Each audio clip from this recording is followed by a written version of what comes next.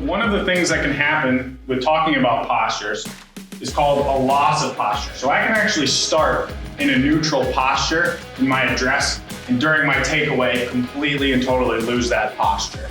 And so one of the things that we look for when we're evaluating a golfer's takeaway, as well as the top of the backswing and then into the beginning of the swing, is what's happening at the pelvis and lower back as those movements occur. The first thing that should move in your transition from backswing to downswing is your hips.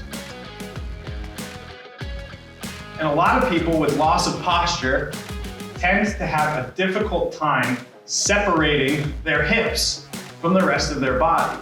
And so an easy way to look at this is getting into that address posture and practicing trying to keep your hips still while moving your shoulders. And I can do that pretty well.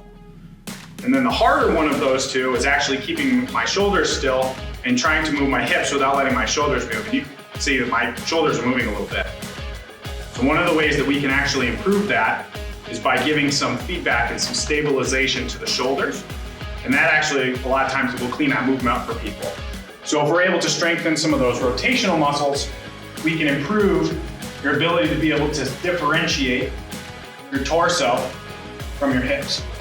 And that can actually clean up a lot of postural issues, as well as miss hits, loss of accuracy, and some of the other things we're going to talk about. So one of the swing characteristics we'll be talking about is the over the top. And this characteristic, which is one of the most common, especially for those fighting a slice, is referring to the plane of the golf swing. So when we take back and we come down to the golf swing, we should be making an on-plane swing towards the target line.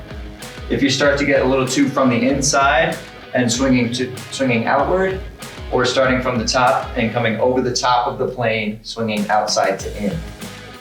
With these sort of compensations, if the club is returned at an open position, that'll create a slice, or if it's returned to the ball with a closed position, it'll create a pull.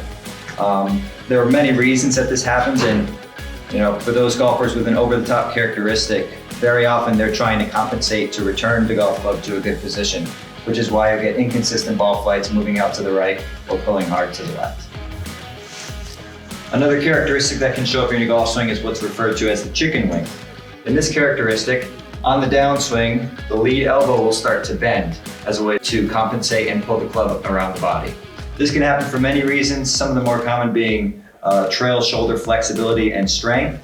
And this can be a cause or an effect. This can be something where you're compensating again for lack of rotation or some other characteristics. It can cause pain in the shoulder, pain in the elbow, pain in the wrist, but very often, because you're trying to make that compensation pulling your body through, it leads to miss hits.